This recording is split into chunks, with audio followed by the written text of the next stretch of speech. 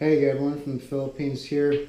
Hey, I just wanted to share a little update about this last week when we were on Talikod Island um, for our gospel crusade slash missions trip.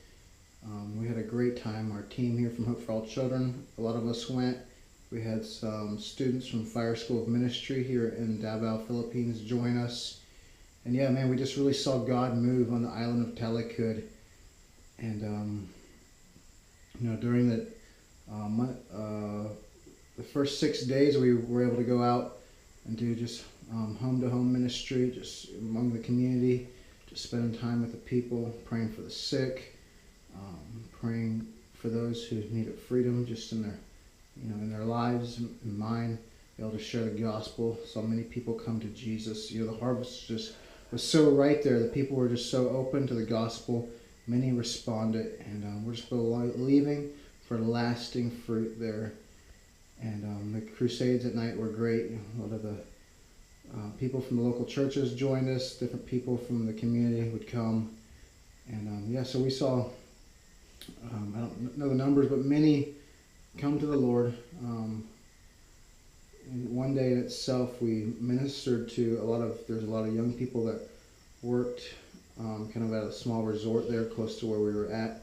And we were just to go throughout the workplace where they were just working, cleaning up, and share the gospel with them. And around 20 young people, just in that one moment of ministering inside the resort, surrendered their lives to Jesus. And many were in tears and just just the reality of the love of the Lord for them and just a renewal of their life. And at the last day we were there, we were able to water baptize probably around 15 to 20 people.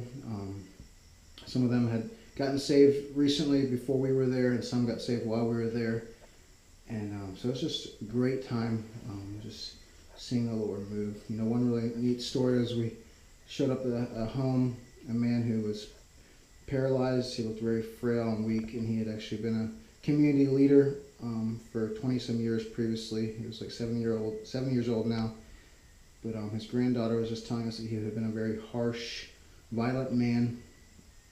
And he was just broken physically because of his stroke he had. And he just began to just ask us that if the Lord would forgive him. And so we just began to share the gospel with him. And right there in his home, he just began to weep, and the presence of the Lord began to flow into that room. And then he surrendered his life to Jesus. And his granddaughter ended up giving her life to Jesus. She ended up getting water baptized. The next day, some of the team went back, and his wife ended up getting saved, and so did two of his sons. And so, just in that one family, 5 people gave their life to the Lord, and so it was just so awesome to see. And yeah, so I just want to say thank you again just for sowing into what we're doing here, and just thank you for sowing into the people of Salmon and Talikod Island. And we're just believing for so much more. The harvest is ripe, and they're waiting for the laborers to come and harvest. And so praise Jesus for what he's doing, and thanks for being a part of it. Love you guys.